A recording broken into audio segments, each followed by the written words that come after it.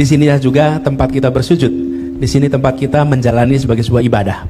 Jadi, saya sampaikan bahwa akan terus bekerja untuk rakyat Indonesia, akan terus berjuang bersama dengan rakyat Indonesia, dan tidak meninggalkan rakyat Indonesia, akan terus di situ.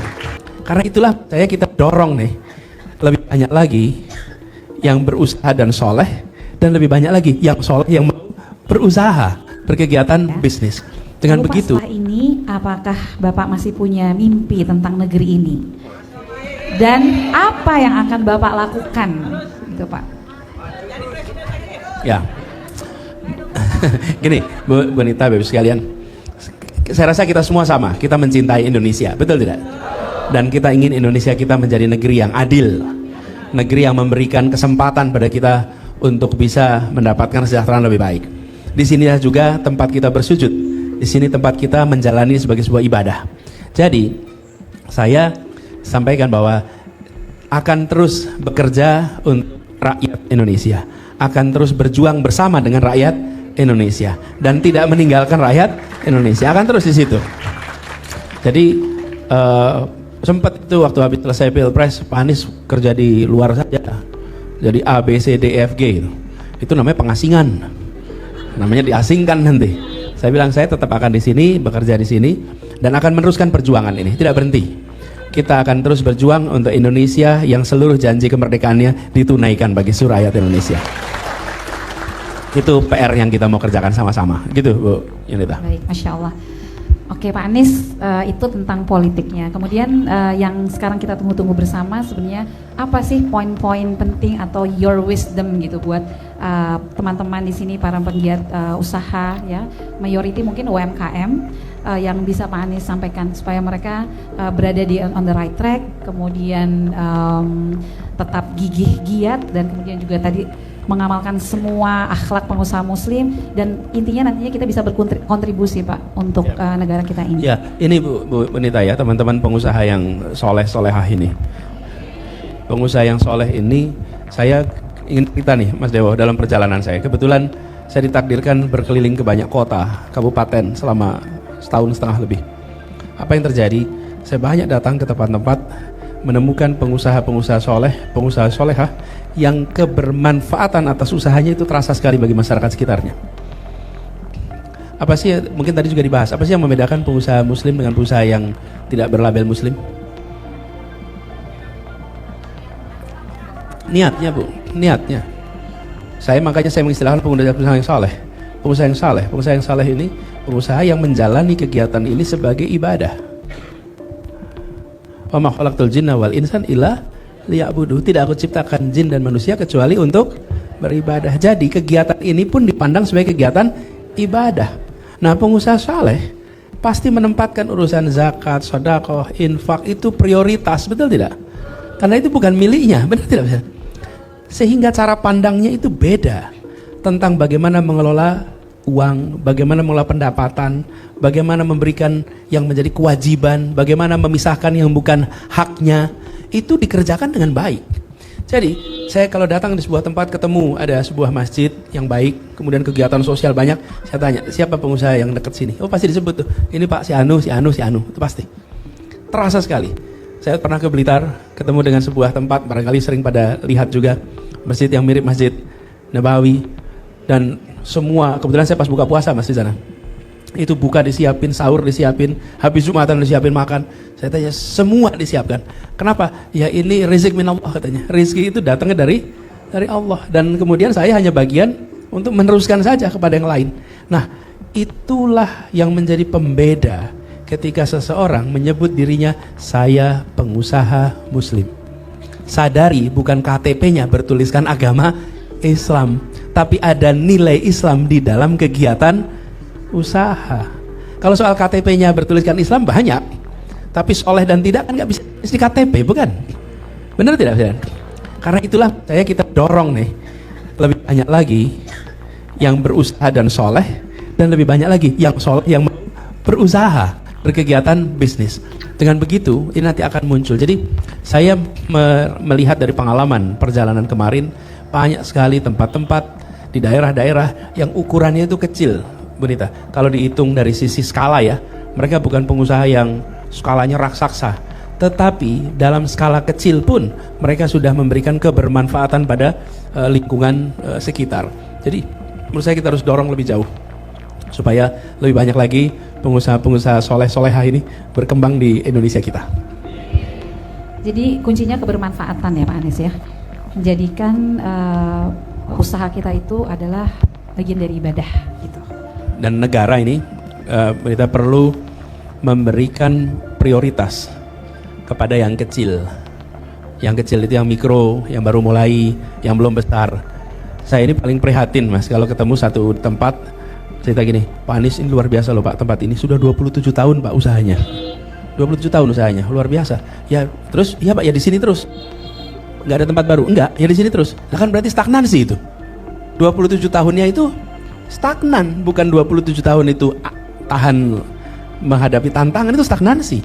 Nah, kita menemukan yang kecil-kecil itu tidak berkembang. Salah satu sebabnya, bukan satu-satunya, salah satu sebabnya negara tidak memberikan kesempatan. Terutama akses permodalan, akses jaringan, betul tidak? Kemudian akses pasar, akses pendampingan, itu semua harus. Nah, kalau negara belum mengerjakan, ya udah kita aja dah yang ngerjain gitu. Jadi sesama di sini barangkali mudah-mudahan acara seperti ini bisa ikut membantu untuk mendorong proses pembelajaran dan pengembangan bagi usaha-usaha kecil yang dimiliki. Kami mengalami Bu Nita di Jakarta. Kita ada program waktu itu namanya Jakpreneur untuk mengembangkan yang kecil dan mikro. Tapi yang tidak kalah penting, waktu itu menyambungkan usaha itu di dalam market digital dan memastikan bahwa kebijakan pemerintah jangan ada yang mematikan. Sebagai contoh, banyak sekali ibu-ibu ini punya usaha catering tapi tidak pernah bisa dapat izin usaha. Kenapa? Karena zonasi. Aturan zonasinya bukan zona usaha sehingga tidak bisa keluar izin usaha. Wah, saya bilang ini kan repot. Sekarang diubah itu semua. Seluruh Jakarta boleh untuk kegiatan usaha. Semua usaha rumahan boleh dikerjakan. Kalau di rumahnya Mas Dewo, kemudian mau bikin usaha konveksi, terus tambah 5 mesin jahit di garasinya, kemudian mulai usaha konveksi, itu nggak apa-apa.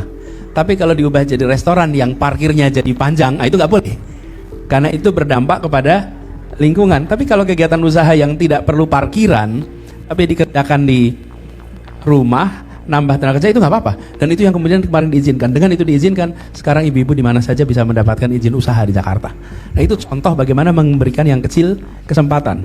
Atau kadang-kadang yang tidak terpikir ini Bu, ibu-ibu mungkin pernah ingat ya, dulu Jalan Sudirman Tamrin nggak boleh buat motor, betul ya? Apa sih implikasinya kalau jalan itu nggak boleh dilewatin motor? Nggak macet, betul. Tapi begini, saya waktu itu tanya, berapa pengantaran ojek ke Jalan Jenderal Sudirman per hari?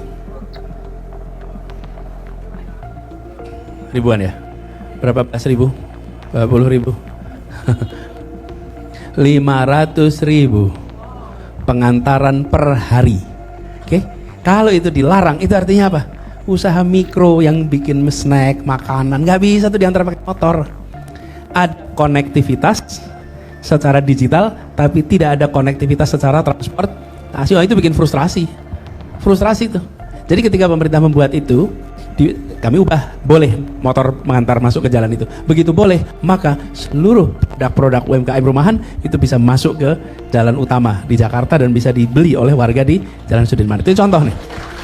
Nah, jadi saya berharap di dalam kebijakan-kebijakan itu dibuat memberikan kesempatan pada yang kecil. Seringkali kita tidak mikirnya yang penting jalannya rapi. Lupa siapa dapat apa, berapa besar, di mana dari kebijakan itu. Yang paling dirugikan adalah yang kecil-kecil ini nih. Yang paling dirugikan tuh, mereka yang nggak dapat kesempatan. Nah, ibu-ibu semua di sini harus, bapak ibu ya, mayoritas ibu-ibu di sini yang usahanya, itu harus cepat dalam menangkap ini, dan ketika melihat ada kebijakan pemerintah yang menghentikan, cepat untuk dimunculkan menjadi perhatian publik. Cepat dimunculkan. Itu Bu, gara-gara saya ngecek Jalan Sudirman itu jadi tahu berapa pengantaran berapa jumlah pengantaran per hari di Jakarta. 13,5 juta pengantaran. Transaksinya luar biasa Bu. 13,5 juta pengantaran per hari di kota ini. Jadi kalau kita tidak membayangkan betapa ramainya transaksi ini, dan kecil-kecil itu banyak sekali. Nah, bayangkan itu, maka kita tidak bisa menyusun policy membela yang kecil. Nah, Bapak Ibu yang merasakan tersudutkan harus bicara, harus ungkapkan. Hari ini syaratnya, bukan syaratnya, penting sekali untuk umumkan ke publik supaya jadi perhatian bagi pemerintah, gitu ya. Saya ada satu pertanyaan sebelum nanti Bapak dan Ibu bisa bertanya ya. Silakan siapkan pertanyaannya. Ini Pak, bagaimana Bapak melihat perekonomian kita saat ini, terutama dampaknya bagi rakyat nih, atas kondisi makro yang ada, himpitan utang pemerintah yang besar yang jatuh tempo 585 triliun kalau nggak salah tahun ini, budget defisit, kemudian nanti ada lagi tambahan anggaran untuk makan siang gratis, pembangunan IKN, dan rencana kenaikan PPN 12%. Itu view Bapak apa dan gimana nih kita rakyat nih menyikapinya Pak? Ya, ruang ini persoalan makro nih, Bonita. Ruang fiskal kita itu amat terbatas. Dengan ruang fiskal yang terbatas, maka kegiatan pembangunan yang bisa dikerjakan pemerintah itu lebih terbatas. Nah, saya melihat sekalian, terutama dari sisi kegiatan usaha sekalian, dengan daya beli yang menurun, maka harus ada penyesuaian. Kalau dari sisi pemerintah, ya kita negara harus cari dana lebih banyak nih untuk menutup ketimpangan. Saya beri ilustrasi gampangannya, tapi ini bukan angka akurat ya Bapak sekalian ya. Ini hanya garis besar saja. Jadi kalau nanti ada yang mau mengcrop, saya udah ingatkan, ini angkanya bukan angka yang saya udah apal crop Bapak Ibu soalnya Bu. Jangan nanti crop ya Bapak jadi Ibu. sebentar tuh. Kalau kira-kira sebut lagi nih gambarannya. Misalnya APBN kita 3.000 triliun. 20% itu untuk apa 20%? Pendidikan. Berapa nilainya tuh? 600. Kemudian kita bayar pokok dan bunga hutang itu 1.350-an. Jadi 1.350 untuk pokok dan bunga, 600 untuk pendidikan. Jadi berapa? 1.950. Kemudian untuk kesehatan 5%. Berapa jadinya? 150. 550 ya. Jadi totalnya 2.100. Sekitar 700 dipakai untuk transfer daerah. 2.800. Terus sisanya berapa? 200-an. Itu segitu. Ruang kita kecil. Itulah sebabnya kenapa pemerintah mencari pinjaman lagi supaya mengisi ruang fiskal, karena yang tersisa untuk ruang untuk pembangunan tinggal 200. Itu sebabnya nyari tambahan. Nah, kalau ini ada tambahan, maka unsur di dalam pembangunan itu ada perekonomian, ada unsur G, government spending, itu bisa menjadi lebih besar. Kalau ada itu, harapannya bisa membantu menggerakkan perekonomian. Tapi ekonomi sendiri saat ini memang ekonomi yang sedang, Bapak Ibu lebih tahu lah dari saya, kondisinya lesu apa bergairah? Lesu. Lemah atau kuat? Lemah. Ini kondisi sekarang. Nah, kami melihat kalau ada stimulus-stimulus dari pemerintah yang kemudian bisa mendorong kegiatan perekonomian bergerak, mudah-mudahan akan bisa mempercepat pertumbuhan perekonomian. Mudah-mudahan di situ. Tapi bagi ibu bapak sekalian, harus melakukan penyesuaian. Ini adalah masa-masa yang sedang turun. Kalau masa sedang turun, memang Bapak Ibu harus polisinya lebih hati-hati dan mudah-mudahan bisa melewati masa ini dengan baik. Ya. Assalamualaikum warahmatullahi wabarakatuh. Sahabat Pena Ufuk dimanapun berada, sosok Anies Baswedan dalam perjalanannya, khususnya ketika di panggung politik, beliau seringkali mendapat framing jahat. Beliau seringkali mendapatkan fitnah yang keji, cacian, dan kita melihat bahwa tidak pernah kita temukan dalam sebuah pernyataan statement Pak Anies Baswedan membalas komentar-komentar negatif itu. Bahkan dari pengamat politik, para politisi, dan juga para netizen, buzzer, haters, kita dengan mudah melacak komentar-komentar negatif yang membuat framing jahat kepada Pak Anies Baswedan, dan semua itu dibiarkan tanpa ditanggapi. Dan seperti yang Pak Anies sering sampaikan bahwa kata-kata tidak perlu dijawab dengan kata-kata. Kata-kata harus dijawab dengan tindakan, dengan karya. Dan itulah yang Pak Anies lakukan selama ini. Dan kembali menjadi perbincangan selepas Pilpres dan juga Pilkada Jakarta, yang sebagian yang membenci Pak Anies ini kembali melontarkan sedikit merendahkan dengan mengatakan Pak Anies sekarang ini jadi pengangguran, tidak punya pekerjaan apa-apa, tapi kita lihatlah Pak Anies, begitulah sosok orang yang besar, orang yang berjiwa besar, orang yang berotak besar.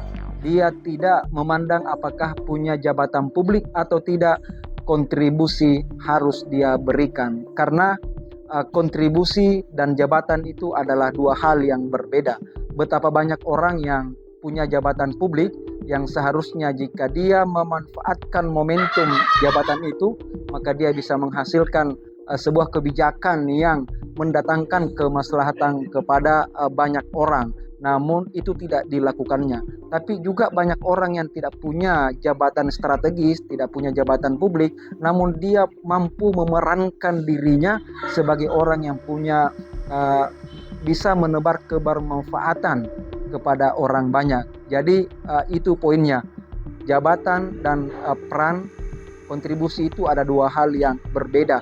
Dan itulah yang kita saksikan dari Pak Anies ketika ditanya apa selanjutnya agenda Pak Anies pasca Pilpres dan juga Pilkada DKI berlalu.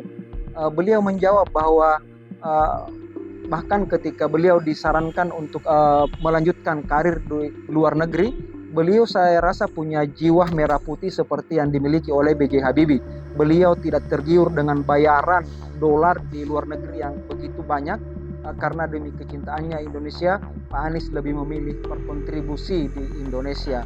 Dan kita saksikan akhir-akhir ini Pak Anies dengan kesibukannya dari satu podcast ke podcast lain, dari satu kampus universitas ke universitas lain.